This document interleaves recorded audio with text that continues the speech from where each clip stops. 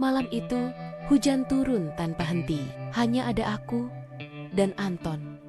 Dan keheningan yang sulit dijelaskan. Kadang, sebuah kesalahan tidak dimulai dari niat, tapi dari kesepian yang tak lagi mampu ditahan. Malam itu, kami melakukan hal yang tidak seharusnya dilakukan.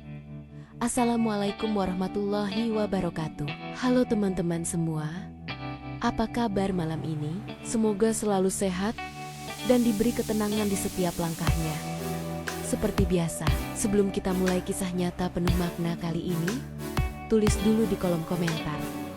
Kamu sedang menonton dari kota mana? Aku selalu senang membaca setiap komentar kalian. Dan jangan lupa ya, bantu dukung channel ini dengan cara subscribe, aktifkan lonceng notifikasi, dan tekan tombol like-nya sekarang juga, agar semakin banyak orang yang bisa mengambil hikmah dari kisah ini.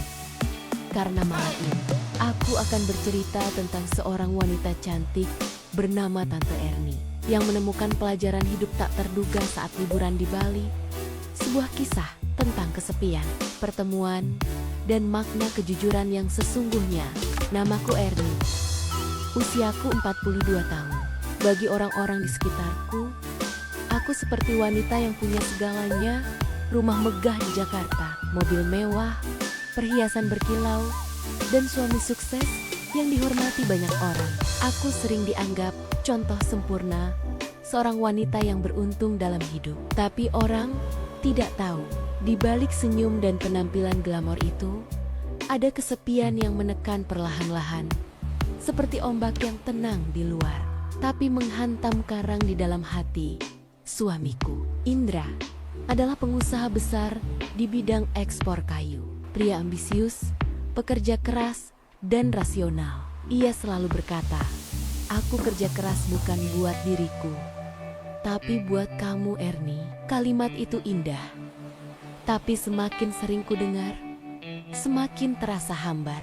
Karena bagiku, apa arti harta tanpa kehadiran? Selama bertahun-tahun, aku terbiasa bangun sendiri di tempat tidur besar, sarapan dengan meja makan yang kosong, dan menghadiri pesta sosial tanpa ditemani. Aku tidak marah, tidak juga membenci, hanya hampa. Suatu hari, Indra tiba-tiba berkata bahwa kami akan berlibur ke Bali. Aku ingat jelas ekspresi wajahku yang seolah bersinar kembali. "Serius, sayang?" tanyaku dengan mata berbinar. Ia mengangguk sambil tersenyum. "Iya, kita butuh waktu berdua kan?" Mungkin ini jawabanku, pikirku waktu itu. Liburan untuk memperbaiki hubungan, menghidupkan lagi rasa yang lama memudar. Kami tiba di Bali sore hari. Villa tepi pantai yang mewah, lengkap dengan kolam renang pribadi dan balkon menghadap laut. Aku berjalan di tepi kolam, membiarkan ujung daunku tersapu angin laut yang lembut. Indra berdiri di belakangku, sibuk menelepon seseorang, bahkan sebelum kami sempat menikmati senja bersama. "Aku cuma sebentar sayang, ada laporan penting dari Jakarta," katanya. Aku hanya mengangguk, menatap matahari yang perlahan turun di cakrawala. Entah mengapa, senja itu terasa lebih sepi daripada biasanya.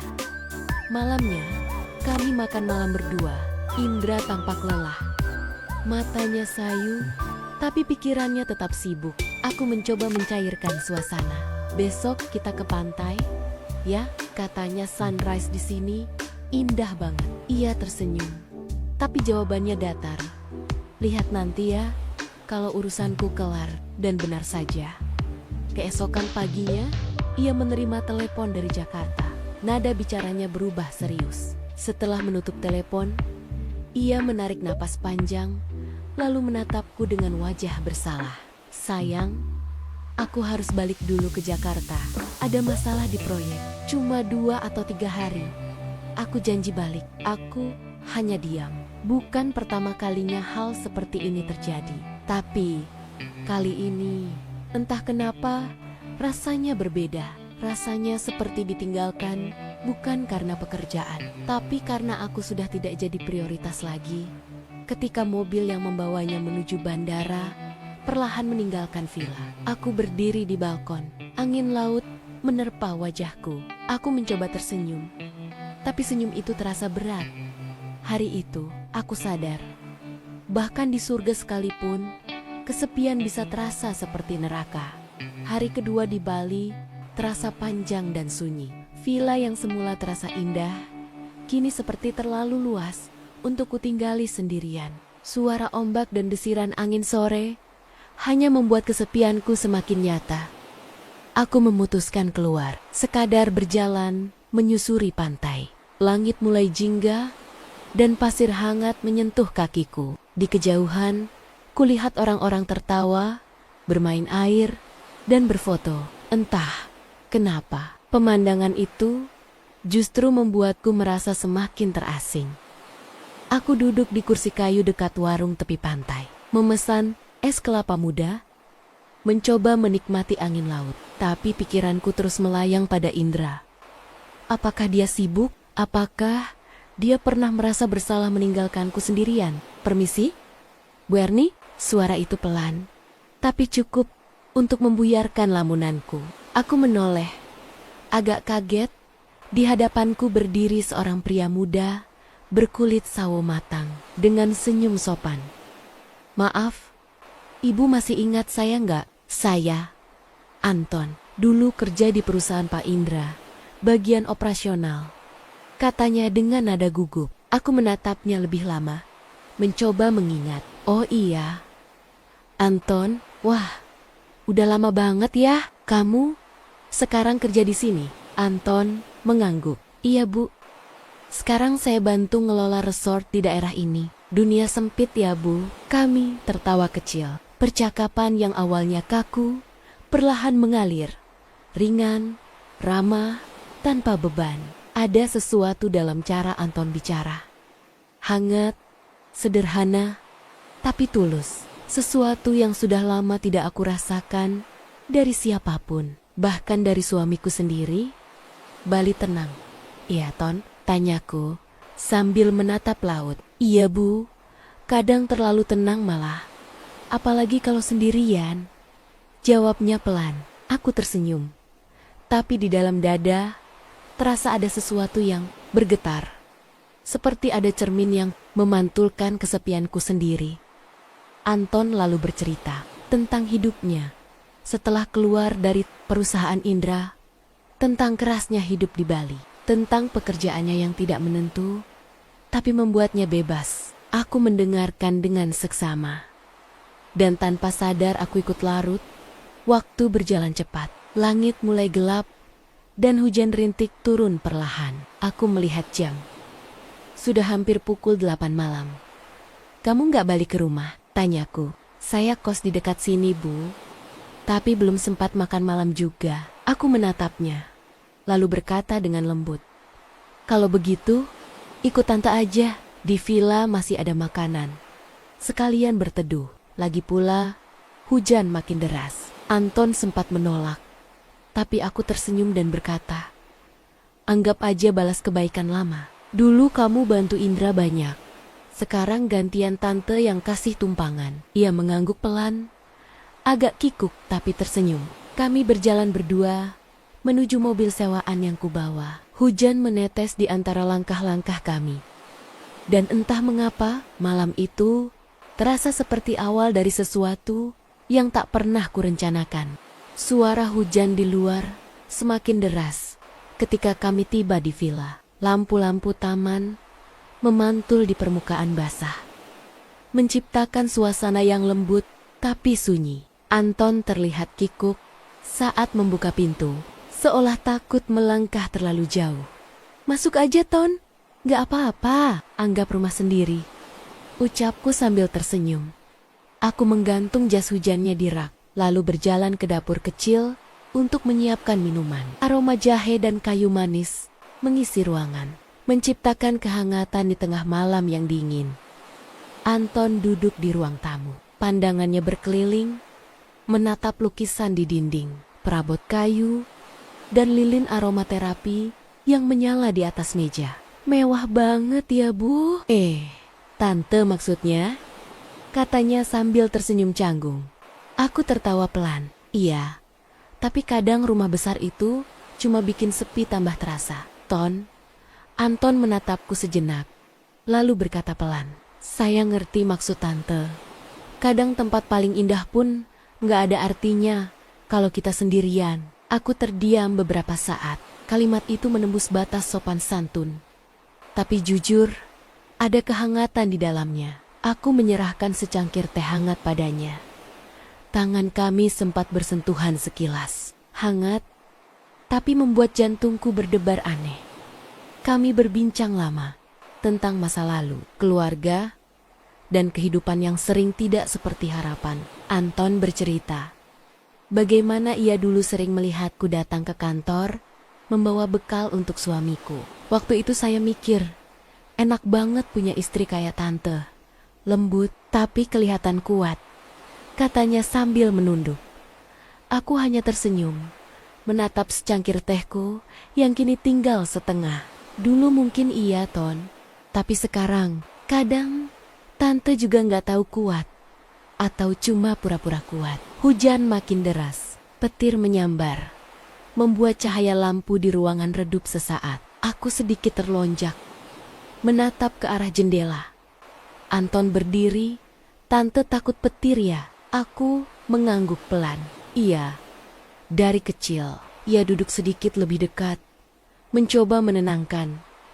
Nggak apa-apa tante, saya di sini kok. Beberapa detik berlalu tanpa kata. Suara hujan menjadi latar satu-satunya, dan udara di ruangan terasa hangat tapi berat. Aku menatap keluar jendela. Pantulan cahaya lilin membuat suasana semakin lembut. Anton menatapku. Pandangannya dalam, tapi menahan diri. Malam itu kami hanya berbicara, tapi di balik setiap kalimat, ada sesuatu yang lebih dari sekadar percakapan. Rasanya seperti dua hati yang lama kehilangan arah. Tiba-tiba menemukan kehangatan dalam ruang yang sama. Dan di antara suara hujan dan aroma teh jahe, aku sadar malam itu tidak akan kulupakan. Waktu berjalan tanpa terasa. Jam di dinding sudah menunjukkan hampir tengah malam. Suara hujan di luar mulai melemah, menyisakan rintik yang menetes lembut di atap villa. Aku dan Anton masih duduk di ruang tamu. Cangkir teh di meja sudah kosong, tapi kami belum juga berhenti bicara. Entah kenapa, ada sesuatu dalam diri Anton yang membuatku nyaman, tenang, tapi juga berbahaya. Tante kelihatan capek, katanya sambil tersenyum kecil. Aku menggeleng, pelan. Bukan capek badan, Ton, lebih ke capek hati. Anton diam sejenak, lalu berkata pelan. Kadang orang yang paling kelihatan kuat, justru yang paling sendirian. Ya, aku menatapnya lama. Kalimat itu sederhana, tapi rasanya menohok. Petir tiba-tiba menyambar di kejauhan. Cahaya putih masuk lewat jendela, membuat ruangan terang sesaat, lalu kembali redup. Aku spontan menutup mata. Terkejut, refleks, tanganku menyentuh lengan Anton. Dia terdiam, hanya menatapku dengan tatapan yang tak bisa kuartikan. Dalam sekejap, dunia terasa hening. Hanya ada aku, dia, dan detak jantung yang tak beraturan. Aku sadar posisiku terlalu dekat. Cepat-cepat aku menarik diri, menunduk, mencoba menenangkan perasaan yang tiba-tiba kacau. Maaf ya, tante kaget, kataku sambil tersenyum kikuk. Anton menggeleng lembut. Gak apa-apa tante, saya ngerti. Suara itu rendah dan tenang, tapi ada sesuatu di baliknya. Perasaan yang tak diucapkan. Kami kembali terdiam, tapi keheningan itu bukan lagi canggung, melainkan hangat. Ada sesuatu yang tumbuh di antara kami, samar, tapi nyata. Aku berdiri, berjalan ke balkon. Hujan sudah reda, hanya aroma tanah basah dan suara serangga malam yang terdengar. Anton berdiri di belakangku. Jarak kami hanya beberapa langkah. Aneh ya, Ton, kataku lirih, tanpa menoleh. Dunia bisa begitu ramai, tapi hati manusia tetap bisa sepi. Anton tidak menjawab, tapi aku bisa merasakan tatapannya. Ada sesuatu yang ingin ia katakan, tapi ditahannya ropet-ropet. Malam itu terasa panjang, dan akhirnya terjadilah sesuatu yang hanya aku dan Anton yang tahu. Pagi datang perlahan, membawa udara lembab dan aroma tanah basah yang menenangkan. Sinar matahari masuk menembus tirai putih villa, memantul di permukaan meja kaca yang masih berantakan dengan cangkir teh semalam. Aku terbangun di sofa ruang tamu, masih dengan selimut tipis di pangkuanku. Anton duduk di teras, menyeruput kopi, menatap laut yang tenang. Suasana pagi itu damai tapi berat. Aku berdiri perlahan, mendekatinya. "Belum pulang, Ton?" tanyaku, lembut. Ia menoleh, tersenyum kecil.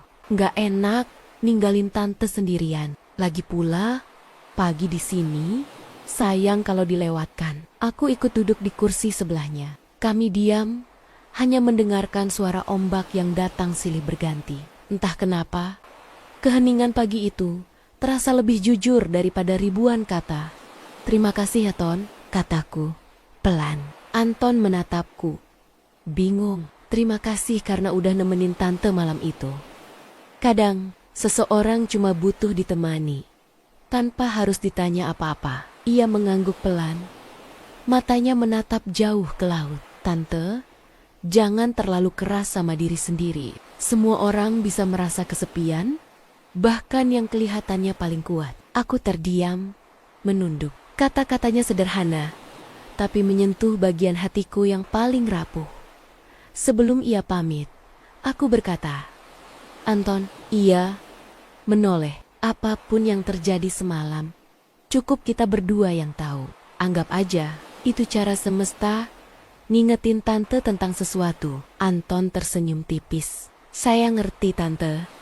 Kadang Tuhan ngasih pertemuan bukan buat dimiliki, tapi buat nyadarin sesuatu yang hilang." Setelah ia pergi, aku duduk lama di teras itu. Kupandangi laut yang luas, sama indahnya seperti kemarin. Tapi rasanya berbeda. Di dalam dada ada sesak, tapi juga kelegaan aneh. Sore itu, Indra menelepon. Suaranya terdengar lelah, tapi hangat. "Sayang, aku udah di bandara. Malam ini balik ke Bali." "Ya," aku hanya menjawab pelan. "Iya, aku tunggu." Lalu menatap langit yang mulai berwarna jingga. Mungkin kebahagiaan bukan tentang siapa yang menemani kita di saat sepi, tapi tentang bagaimana kita belajar menemukan diri sendiri. Di tengah kesepian itu, kadang hidup membawa kita pada pertemuan yang tidak direncanakan. Bukan untuk menyesatkan, tapi untuk menyadarkan bahwa cinta yang sejati bukan tentang pelarian dari sepi, melainkan keberanian untuk tetap setia pada hati dan tanggung jawab.